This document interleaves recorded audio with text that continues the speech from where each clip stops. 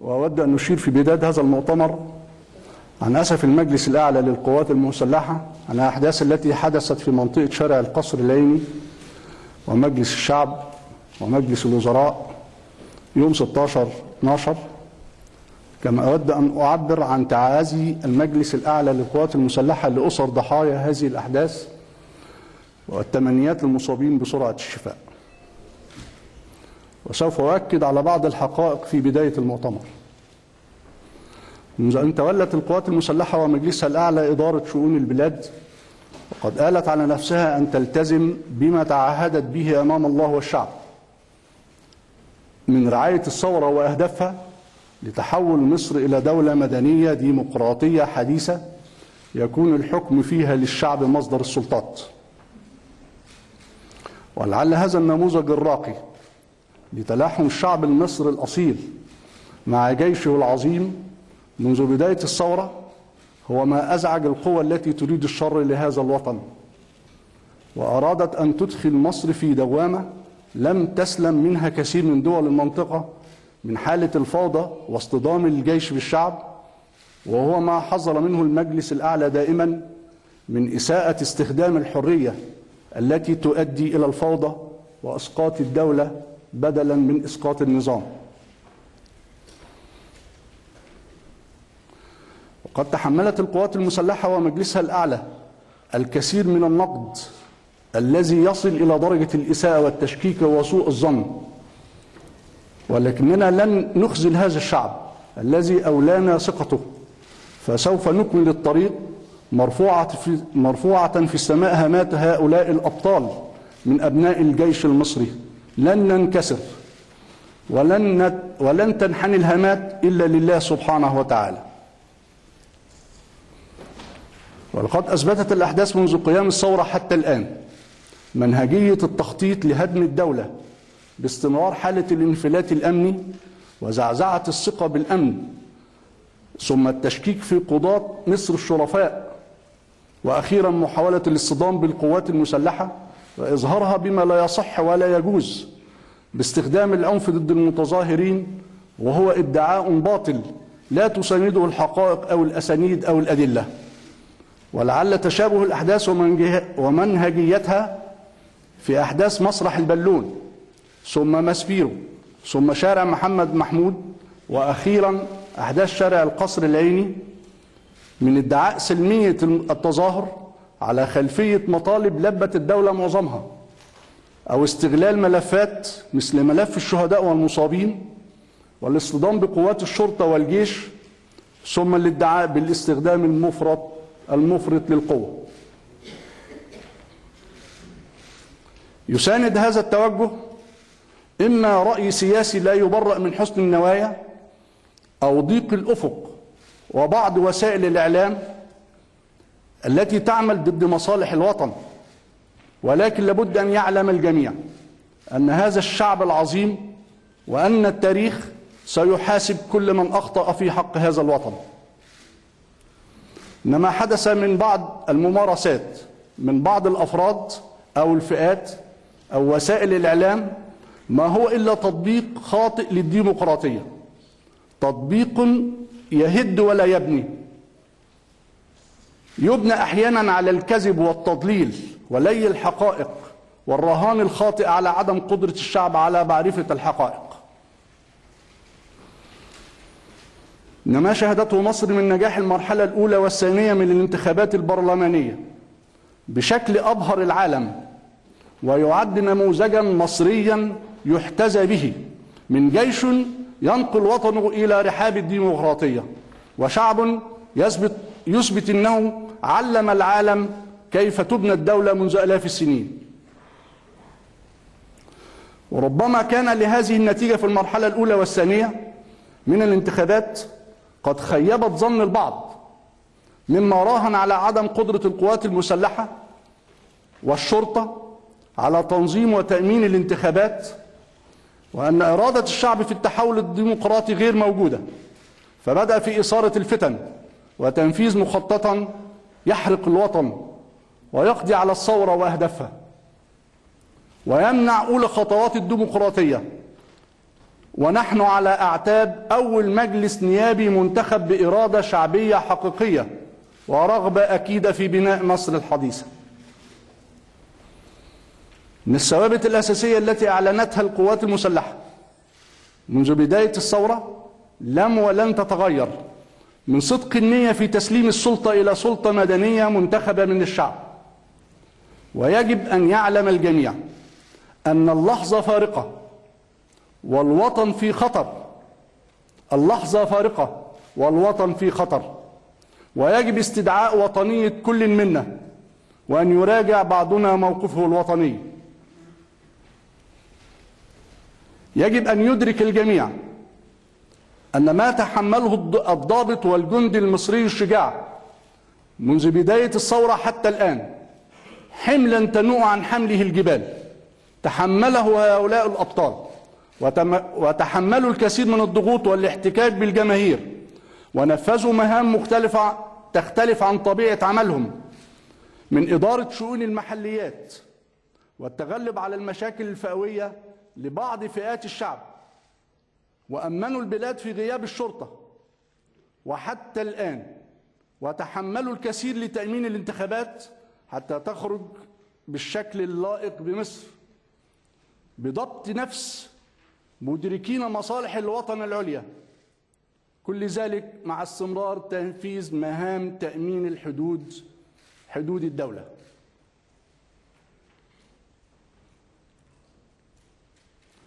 بالنسبة للأحداث التي حدثت في شارع القصر العيني ومجلس الشعب ومجلس الوزراء، هستعرض الخطوط العريضة وسأسرد حقائق لا تقبل الشك، معلومات متداولة لا تقبل الشك أو التزييف، وأن القوات المسلحة تنأى بنفسها عن أنها تزيف شيء أو أنها تعرض حقائق غير موجودة.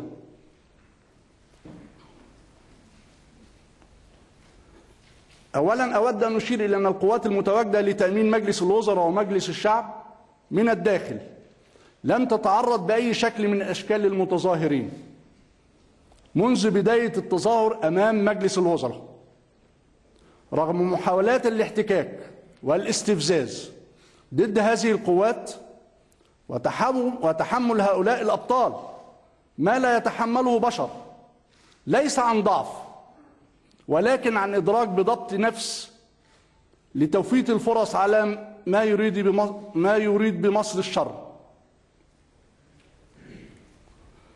وربما يطرح تساؤل: كيف ندعي سلمية التظاهر ونمنع دخول السيد رئيس مجلس الوزراء لمبنى مجلس الوزراء؟ سؤال أطرحه على الجميع. فجر يوم الجمعة 16 ديسمبر بدأت الواقعة باعتداء المتظاهرين على أحد الضباط أثناء مروره على الخدمة، احتكاك ما بين المتظاهرين وبين الضابط، وقصف بالطوب، وبدء إهانة الضابط. خرج جنود الخدمة، وأنا عاوز أشير هنا إلى الجنود اللي بتأمن مجلس الشعب ومجلس الشورى من جنود المظلات والصاعقة، اتربوا في مدرسة العسكرية على الشجاعة والإقدام عشان هنحتاجهم في يوم من الأيام. لا يمكن أن يتحمل بشر ما تحمله هؤلاء الجنود منذ بداية الاعتصام أمام مجلس الوزراء من إهانة ممنهجة ومعتمدة ومتعمدة ضد هؤلاء الجنود من المتظاهرين، واستفزاز مقصود. احتكوا المتظاهرين بالضابط، خرج أفراد الخدمة عشان يكونوا مع الضابط بتاعهم، حصل احتكاك ما بين أفراد الخدمة وما بين المتظاهرين اللي هم ماسكين الضابط. أفراد الخدمة في الاحتكاك ده أحد المتظاهرين دخل جوه مبنى مجلس الشعب. نتيجة هذا الاحتكاك حصل ان الفرد اللي هو دخل مجلس الشعب حصل فيه بعض الاصابات، وبعدين والكلام ده انا بأقره في حديثي بالكامل، هقول وقائع اللي حصل واللي ما حصلش هقول ما حصلش بمصداقيه وشفافيه مطلقه. حصل ان الفرد المدني اللي دخل مجلس الشعب اصيب ثم اخلي لخارج مجلس الشعب، وابتدأ الضباط والجنود داخل مجلس الشعب اللي هم بيأمنوا احد مرافق الدوله، مجلس الامه، مجلس مصر، مجلس الشعب المصري، بيأمنوا مجلس الوزراء. بعد ما الفرد اللي هو أصيب خرج من مجلس الشعب، ابتدى يبقى فيه احتكاك من المتظاهرين بقصف الطوب والمولوتوف حتى صباح يوم الجمعة. وهنا أنا أود أن أشير لمعادلة مهمة قوي. تعهدت القوات المسلحة والشرطة أن لا تستخدم العنف ضد المتظاهرين قولا وحتى فعلا وحتى قولا، وأكد على المسألة. المجلس الأعلى أكد على ضرورة ذلك، وده نهج تم توجيهه للجنود، والسيد رئيس مجلس الوزراء أشار لكده كذا مرة. وبالتالي بقى الجندي اللي بيأمن المرافق بقى كل سلاحه معدات فض شغب. في المقابل وكأننا قننا السلاح اللي موجود مع الطرف الآخر، مع المتظاهرين أو مع أي حد تاني، زي ما هتشوفوا في الشرائط اللي موجودة، بقى في مولوتوف وفي أنابيب بوتاجاز وفي سلاح أبيض. هتشوفوا دلوقتي رجل جندي تقريبا اتقطعت من السلاح الأبيض، وفي الآخر نتكلم عن العنف، نقول الاستخدام المفرط للقوة، والمعادلة اختلت، ما بقاش فيه توازن. ولكن يجب أن ندرك أنه لما بنقول مش هنستخدم العنف ضد المتظاهرين، لكن هذا الأسلوب قد لا يجوز أن يستمر مع من يخرب مصالح الدولة. دي حقيقة يجب أن ندركها. هناك فرق بين متظاهر طاهر عنده مطلب بيعرضه، وبين إنسان بيخرب ويحرق الدولة. قد يكون الأسلوب النهج اللي قوات التأمين تسير فيه قد لا يكون الأسلوب الأنسب مستقبلا ضد من يحرق مؤسسات الدولة بالشكل اللي انتوا هتشوفوه. صباح يوم الجمعة تجمع عدد كبير جدا. أنا قلت ليلة الجمعة قواتنا داخل مجلس الشعب قصف طوب متصل وإهانة وشتائم بأفظع مما يتصوره بشر، ومحاولة الاحتكاك بالجنود والضباط، ومع ذلك ضبط النفس من جنودنا وأفرادنا داخل مجلس الشعب بدون احتكاك. قصف مولوتوف، أنابيب بوتاجاز موجودة. وزي ما أنا هاجي في كلامي، دي مسائل بتعد بطريقة منهجية. لما نشوف اللي بيعد المولوتوف ده يروح في ميدان التحرير يجهز، ويروح الموتوسيكلات تجيب من طرمبات البنزين، تجيب البنزين عشان تحطه في الأزايز بواسطة الأطفال الصغيرين اللي انتوا هتشوفوهم. شيء ممنهج يعني بشكل مهم جدا. صباح يوم الجمعة كما كنت صباح يوم الجمعة تجمع عدد حوالي 2500 فرد من المتظاهرين أمام مجلس الوزراء، وابتدينا نفس المسلسل اللي أنا هذكركم بيه بتاع ماسبيرو وبتاع محمد محمود وبتاع آدي شارع، نفس الطريقة الممنهجة في طريقة الاحتكاك بالجنود عشان نوصل لهدف معين، هو ان احنا نهد الدولة. ابتدينا نحرق سيارات في شارع قصر العيني، حرق مبنى حي بولاق. اللي معاه تليفون من فضلك يقفله، ما اعرفش اتكلم وفي تليفون موجود. حرق سيارات في شارع القصر العيني، وحرق مبنى بولاق ابو العيله، حرق اجهزه تكييف مبنى هيئه الطرق والكباري، وحرق عربات خاصه مملوكه للناس، ثم حرق غرفه كهرباء مجلس الشعب. ومجموعه اخرى اتجهت الى كل الكلام ده في شارع مجلس الشعب والشورى، مجموعة أخرى متجهة إلى مبنى وزارة الداخلية. المنهجية أنا عايزكم تبقوا تفكروا معايا في منهجية التفكير، في أسلوب التظاهر السلمي ثم الاحتكاك ثم الإثارة ثم الاستفزاز ثم حد قتل حد أصيب، الاستخدام المفرط للعنف، وبعدين الإشاعات بتلعب دور كبير، وينتقل الحدث اللي بيحصل في شارع القصر العيني إلى أبو العلا وإلى وزارة الداخلية وإلى تجمع عدد في المنطقة الشمالية أمام قيادة المنطقة الشمالية العسكرية. كل ده بغرض استفزاز القوات وجر الجنود إلى الاحتكاك، ثم بعد كده نلحق ده الجيش اعتدى على المتظاهرين. وأنا حقيقة بكل أمانة لا يمكن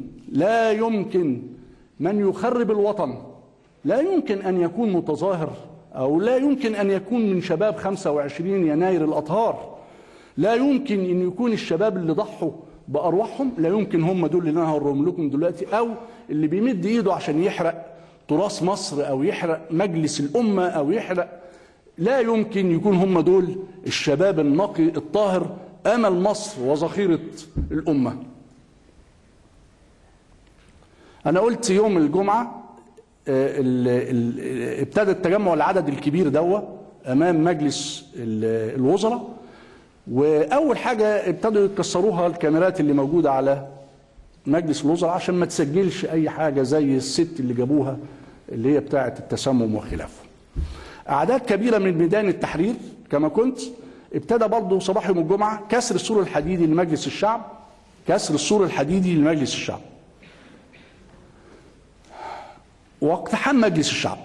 يعني أنا عايز حضراتكم تتصوروا الجندي والضابط اللي أنا موديه عشان ينفذ مهمة، بقول له مهمتك إنك تدافع عن مجلس الشعب. عاوز حد يفكر بمنطقية معايا، يعني إيه يدافع عن مجلس الشعب وحد اقتحم المجلس وابتدى يحرق في مبنى مملوك للدولة؟ عايزكم تفكروا في المسألة دي عشان لما نيجي نناقش موقف ونحط الصورة بالكامل متكاملة قدامنا عشان نبقى نشوف احنا رايحين فين. 300 فرد دخلوا داخل مجلس الشعب، حصل تدافع، حصل احتكاك ما بينهم وبين الجنود، ابتدوا يحرقوا في مجلس الشعب بالطريقة الممنهجة اللي أنا بقول لحضراتكم عليها، إن يجي أطفال صبية صغيرين معاهم المولوتوف، وبعدين يبتدي يحطوا في المقلاع ده أو يحطوا في حاجة ويقذفوا على الشباك، يولع الشباك، وبعدين يخلص اللي مع المولوتوف ده يجي له إمداد تاني عشان المسألة تنها. زي ما انتم شايفين كده ايه، يعني المسألة مستمرة، ده في منهج في التخريب والتدمير. طبعا بأشير ان القوات الموجودة بتدافع وأعلى درجات ضبط النفس حتى لا تحدث خسائر. لو الأفراد اللي موجودين بيأمنوا مجلس الشعب والشورى استخدموا الذخيرة أو استخدموا السلاح، الكلام ده احنا قلناه قبل كده كتير، هتبقى الخسائر كارثية. تصوروا حضراتكم 300 واحد وانا بضرب ببندقية ولا بضرب بالكلام ده، اعتقد منطق لا يمكن انسان ان يتقبله، وبيحاولوا انه بمنتهى ضبط النفس. حصلت فيهم خسائر كتير في افرادنا واستحملنا، واضبط النفس، معلش استحمل عشان بلدك، استحمل عشان وطنك، بنوجه جنودنا، لكن الطرف الآخر مش شايف، الطرف الآخر عنده هدف لازم يحققه، إنه يحرق مجلس الشعب ويحرق. يعني أنا عايزكم تفكروا معايا برضو الأهداف اللي اتحرقت، اللي رايحين يحرقوها مجلس الوزراء، مجلس الشعب، وزارة الداخلية، حي مش عارف بولاق، المجمع العلمي، يعني أهداف منتقاة عشان تتحرق في النهاية وتحرق مصر معاها. ال 300 فرد اللي دخلوا مجلس الشعب وحصل احتكاك وحصل كلام كتير مع القوات، اتقبض على 80 فرد منهم، وخلال ساعة ساعتين أخلي عن 60 فرد منهم في ضوء تدخل أحد النشطاء المحترمين من أبناء الثورة من ميدان التحرير تدخل وأفرج عن 60 فرد، وبقى 20 فرد اللي هم ارتكبوا جرائم ضد حرق وتدمير وإصابة بشكل خطير للغاية.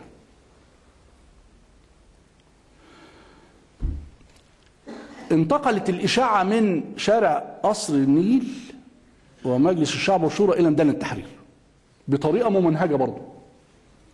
ده الجيش بيضرب في المتظاهرين. الصورة اللي أنا بحكيها دي مش واضحة عند المتظاهرين في ميدان التحرير. اندفعت أعداد كبيرة جدا في اتجاه مجلس الشعب ومجلس الوزراء في ضوء الإشاعة دي، وابتدينا بقى يعني استمرار بقى قصف الطوب والمولوتوف. وهنا تاني أنا بأكد على المعادلة الخاطئة اللي أنا بسميها المعادلة الخاطئة. اضبط نفسك، لا تتسلح بسلاح إلا معدات فض شغب، ما تستخدمش الدخان اللي حتى الدخان المصرح به عالميا لفض التظاهر منعنا استخدامه.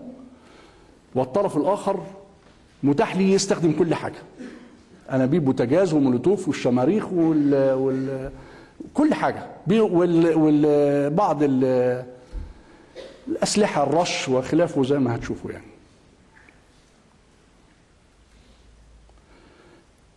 يوم الجمعة الساعة 6 تقريبا مساء امتدت يد عابسة لا تدرك مصلحة الوطن وحرقت الهيئة العامة، مبنى الهيئة العامة للطرق والكباري.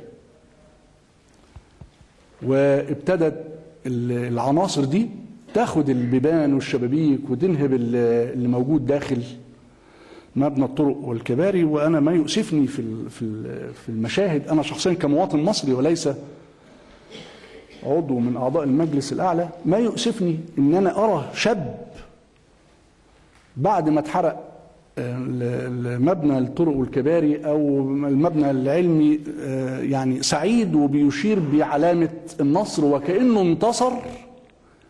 انتصر على عدو. ازاي الشاب ده اتبنى وازاي اتأهل وازاي اتوجه الشعب عشان الشاب ده عشان يوصل للدرجة دي. وعلى الطرف الاخر عندنا جندي وضابط في نفس سن هذا الشاب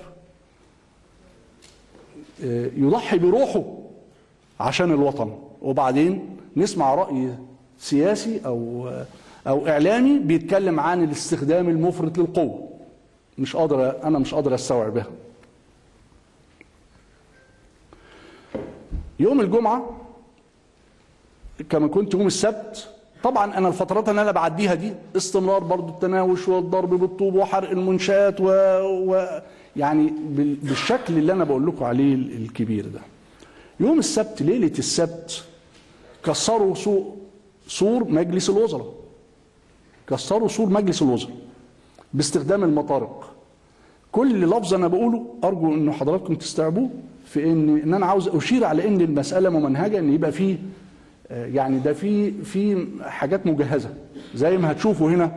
يعني بعض الاولاد والصبية الصغيرين مجهزينهم بخوذ عشان يخشوا في حرب ضد القوات المسلحة.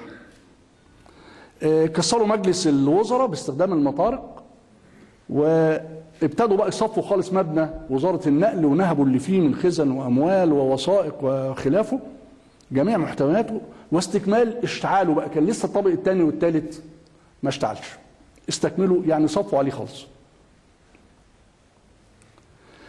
ابتدينا يوم السبت نفكر ننشئ الموانع. طب هتقول ما نشأناش الموانع قبل كده ليه؟ كل ما نيجي ننشئ الموانع يحصل تدافع من المتظاهرين عشان عاوزين يمنعوا انشاء الموانع. احنا عارفين في النهايه انها دي هتحجز المتظاهرين عن القوات. كل ما تنشأ الموانع دي عشان تنشأ عايزه عربيات نقل كبيره، عايزه اوناش، وهم كل ما يجي حد يقرب يضربوه بالمولوتوف وانابيب البوتاجاز اللي هتشوفوها كويس جدا في الشريط. محاولات متكرره لنشر الموانع عشان نحجز ما بين القوات وما بين في شارع القصر العيني وشارع الريحان، عشان نحجز ما بين القوات ونمنع الخسائر. احنا ما احناش لو فرد مصري أصيب أو قتل هو ابننا، هو مصري، حتى لو كان من البلطجية بنأسف عليه لأنه مصري.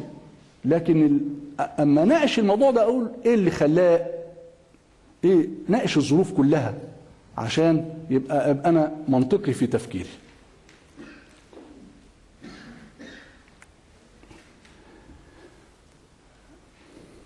يوم السبت الساعة 2 وبشكل يأسف ليه كل مصري حر وطني، والمجلس الأعلى يعلن أسفه الشديد على اشتعال الحريق بمبنى المجمع العلمي المصري. كارثة هيحاسبنا عليها التاريخ. إن احنا هذا المجمع حضراتكم تعلموا إنه أنشئ سنة 1798، حافظ عليه الأجداد والأبناء عشان نحرقه النهارده في سنة 2011. عايز حضراتكم تتصوروا الكارثة، يعني أن يحرق هذا المجمع اللي يحوي أكثر من 200,000 مخطوط نادر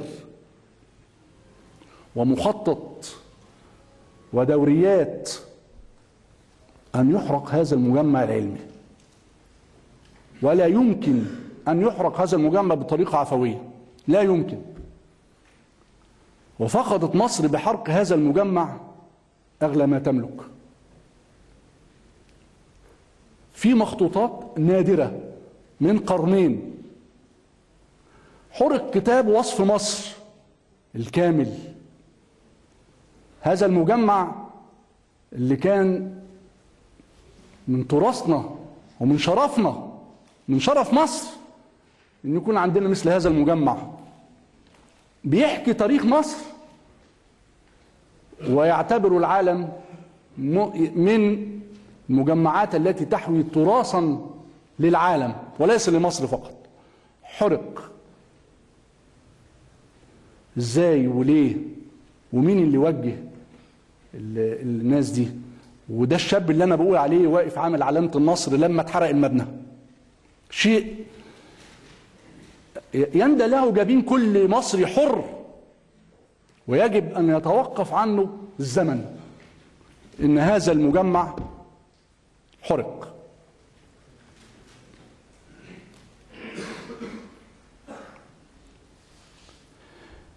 برضو يوم السبت زي ما أنا قلت تحرك أو انتشار الاحتكاك بالجنود، زي ما أنا قلت تحرك أفراد في اتجاه قيادة المنطقة الشمالية العسكرية، بدء احتكاك بعض الأفراد ببعض مركبات الجيش على طريق صلاح سالم.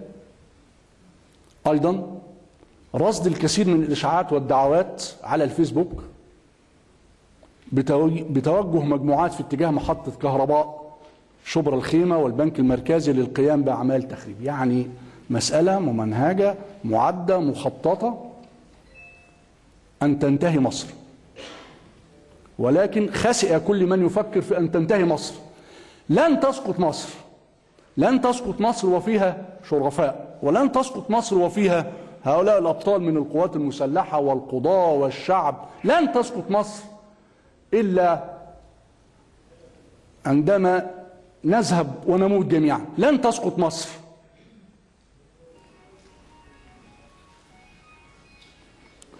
يوم الأحد استقرار الموانع والشرطة، احنا استقر المانع اللي على القصر العيني، نجحنا في إنشائه، وابتدت الشرطة تستلم وزارة الداخلية وتأمن شارع الشيخ ريحان. انتقلت المواجهة ما بيننا وبين القوات المسلحة إلى الشباب اللي انتوا هتشوفوهم وجنود الأمن المركزي. جنود الأمن المركزي بيعملوا إيه؟ لا بيضرب ولا بيستخدم عنف ولا يعني بيكرر سياسات قديمة احنا رفضناها. الجندي بيأمن وزارة الداخلية.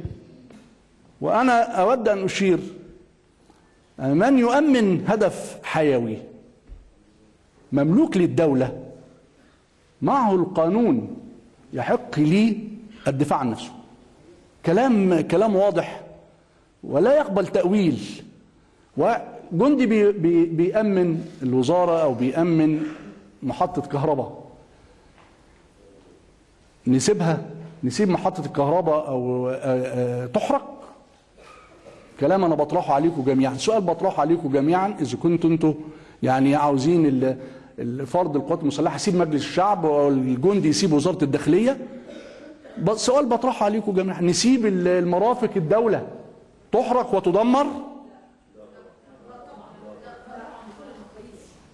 أنا عايز اللي بيقول لأ، وعايز اللي مشاركني في الرأي ده صوته يعلى في وسائل إعلام بتساعد على تخريب الوطن. كلام ملوش فصال يعني.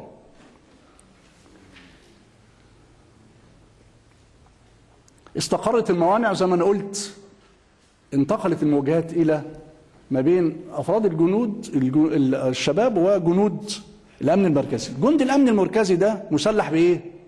بالعصاية، لا دخان ولا رصاص ولا حاجة خالص، بيدافع عن وزارته، وزارة الداخلية.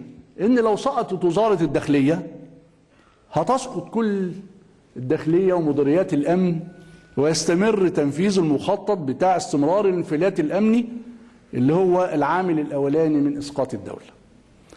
حصل احتكاك كتير برضه بالمولوتوف ومش المولوتوف، والقصة الكبيرة اللي انتوا هتشوفوها دي مستمرة. تخيلوا جندي مستمر في الدفاع عن مكانه يوم يومين، عمال مستمر بيتلقى ضربات ويحرق. مصري، جندي مصري، وانا هنجيب حد من يحملنا منشآتنا؟ هجيب حد من، انا مش فاهم. الشرطة المدنية حصل خسائر كتيرة في أفراد الشرطة المدنية، في الضباط وفي الجنود، نتيجة هذا الاستخدام. بقى المعادلة انقلبت للاستخدام المفرط من القوة من الجانب الآخر. وبرضه ضبط نفس، اوعى تستخدم، اوعى.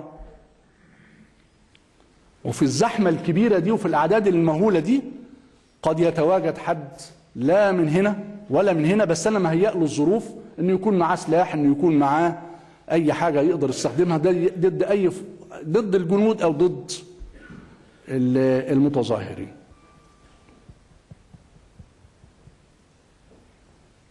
كان الهدف تحديدا لما ما نجحناش في مجلس الشعب، كان الهدف تحديدا إن أنا أوصل لوزارة الداخلية وأكرر المأساة بتاعت شارع محمد محمود وأحرق وزارة الداخلية. هل يقبل مسلم، هل يقبل مصري حر وطني كده؟ إذا كان يقبل يعني ده أعتقد يجب أن يراجع موقفه الوطني. يوم الاثنين النهارده أو خلال ليلة الحد الاثنين الحمد لله أقيمت الممانعة من الجهتين، وبقى في منع ما بين سواء وزارة الداخلية أو سواء القوات المسلحة في شارع القصر العيني وفي شارع الشيخ ريحان، وفصلت تقريبا القوات بشكل كامل، إلا أن هناك برضو ما زالت هناك بعض المناوشات الكثيرة خاصة ما بين الأفراد المتظاهرين وما بين عساكر الأمن المركزي.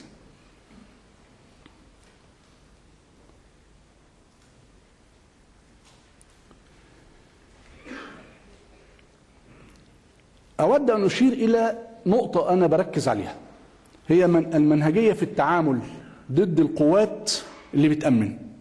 وبرضو حقائق أنا بطرحها موجودة، وشوفوها وفكروا فيها. أولا، تبدأ الأحداث دائما بسلمية التظاهر. أما أشوف في كل الأمثلة اللي أنا قلتها دي، اللي هي مسبيره على محمد محمود، على كل المسائل بتبدأ كده بسلمية التظاهر، ثم ينقلب التظاهر السلمي إلى اعتداء على الدولة. ينقلب التظاهر السلمي إلى اعتداء على الدولة ومرافقها. وندعي ان احنا بنتظاهر سلميا. كيف تتظاهر سلميا وانت تريد ان تحرق مبنى او تقتحمه او تمنع مجلس الوزراء من ان هو يعمل فيه قدام العالم كله؟ الكلام ده مش موجود. الكلام ده يجب ان احنا نوعي الناس. الكلام ده مش موجود بالطريقه اللي حاصله دلوقتي.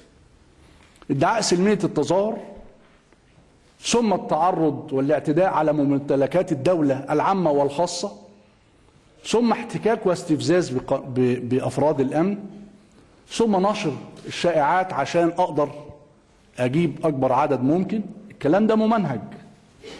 ثم بدء الحرق والتدمير لأماكن ومؤسسات بعينها وللمال العام المملوك للشعب، واستهداف المال الخاص المملوك للمواطنين. أنا معايا معلومة صادرة في إحدى وسائل الإعلام، أنا هنرسل هذه المعلومة للسيد النائب العام، بتتكلم على إنه يقينا سجل ما يفيد بإنه نشر على المجمع العلمي إنه هو بدأ يحترق قبل ما المجمع العلمي حد يوصل له بفترة. نعم صح، سمعتها على القناة السي بي سي. طيب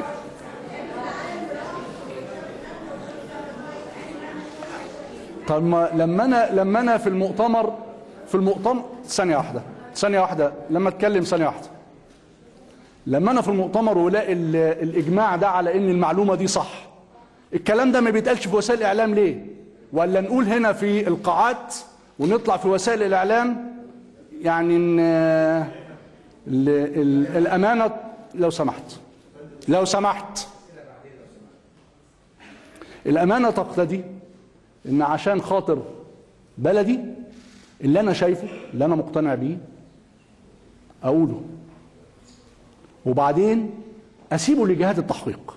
لا أتهم ولا أنا لما هأذن بالأسئلة هشاور لو سمحتي. طالما انا عندي معلومه لصالح بلدي اقولها، وما يكفيش الكلام كده زي ما انا بقول في القاعات. يجب ان احنا نطلع في وسائل الاعلام ونقول اللي بيراهن على مكسب قريب يخسر. يجب ان احنا نراهن على بلدنا وعلى شعبنا، ونراهن على ان مصر تنتقل باذن الله زي ما احنا عايزينها.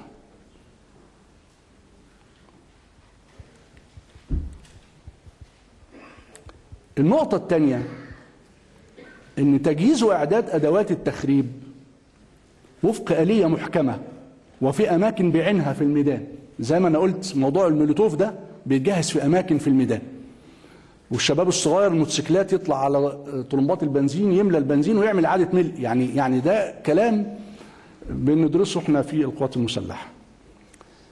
الغريب اللي هتشوفوه هنا انه الاولاد الصغيرين احد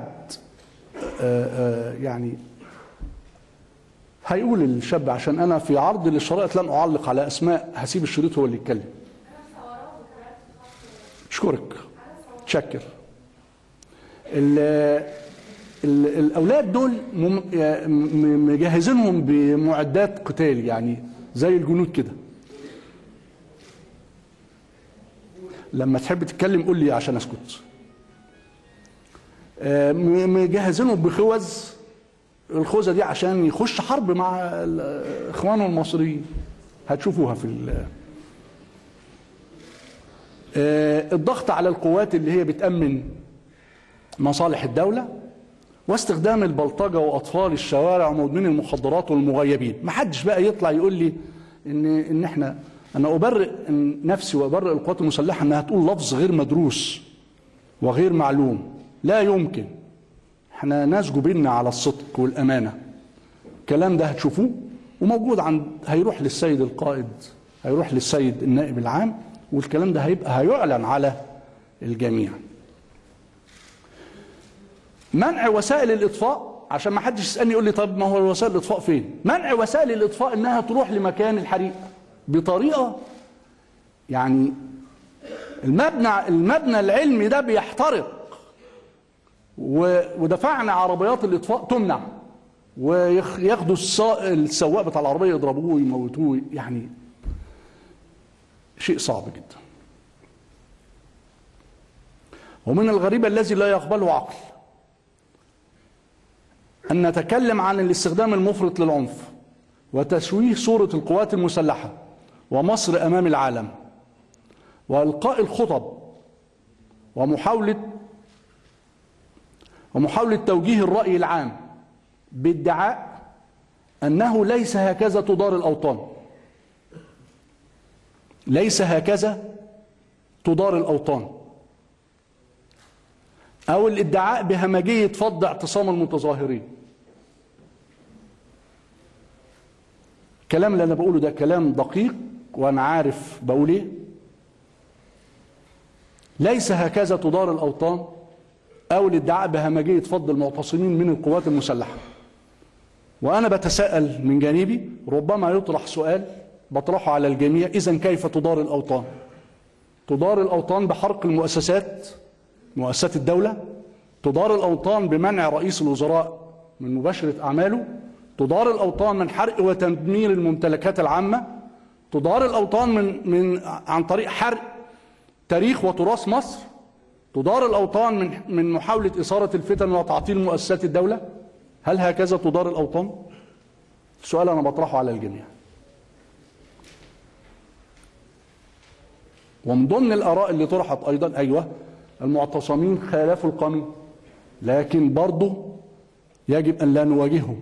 طب يعني إيه اللي يتم لما المعتصمين خالفوا القانون؟ طب نعمل إيه؟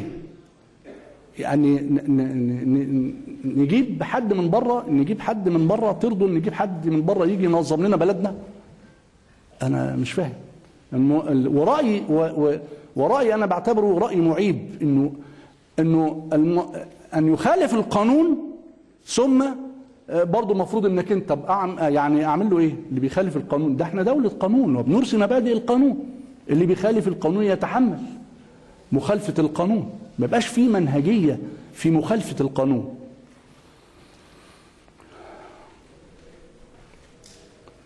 ثم هل يقبل، برضه سؤال أنا آخر بطرحه، هل يقبل أن نستعين ببعض البلطجية؟ هنرجع تاني زي ما قبل 25 يناير. احنا قلنا مصر لن تعود، مصر لن تعود إلى ما قبل 25 يناير، لن تعود خلاص، ربنا رايد خير، مصر لن تعود. نرجع تاني ونعمل مش عارف معركة الايه ونستعين ببلطجية ومدمني المخدرات وأطفال الشوارع، أطفال عندهم 13 سنة زي ما تشوفون، في حرق وتدمير الدولة. هل هانت علينا مصر حتى نضع مقدرات الشعب مقابل مصلحة شخصية؟ هل هانت علينا مصر؟ مرة أخرى أقول: يجب على بعضنا مراجعة مواقفه الوطني والاعتراف بأن ما يحدث لا ينتمي للثورة وشبابها الأطهار من قريب أو بعيد، فلم يكن في فكر هؤلاء الشباب عندما قاموا بالثورة أن نهد الوطن أو نسقطه.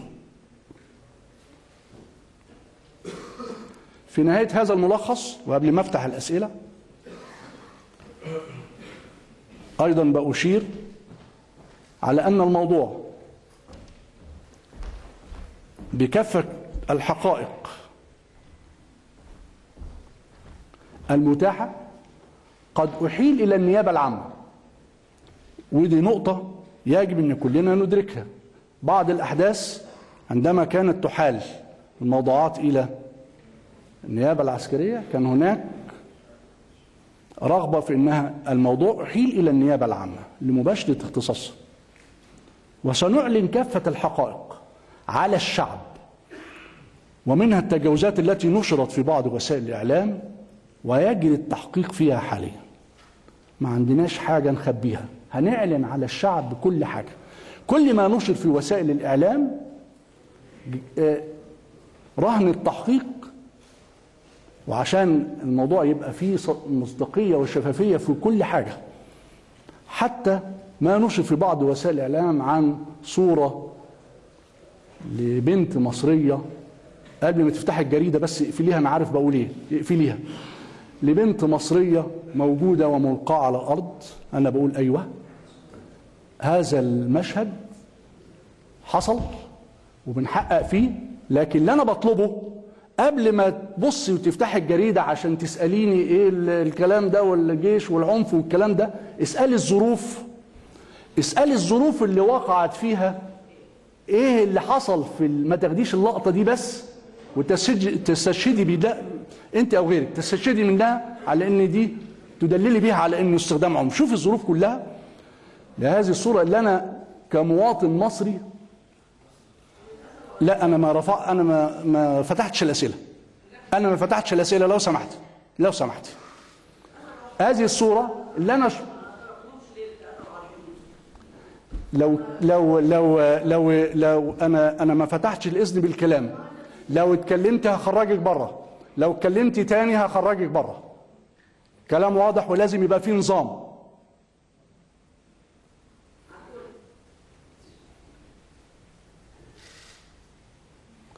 اللي أنا كمواطن مصري وكأب أسف لهذه الصورة لا شك يعني، لكن نبص في الصورة كلها نشوف الظروف اللي كانت فيها الصورة إيه وبنحقق فيها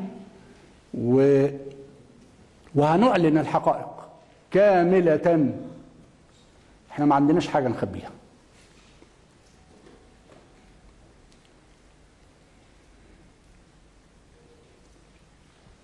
وأيضا في نهاية هذا الملخص قبل ما أفتح الأسئلة بأكد مرارا وتكرارا على إن احنا القوات المسلحة ليس عندها منهجية في استخدام العنف، لا نملك وليس في تدريبنا وليس في طرقنا في التعامل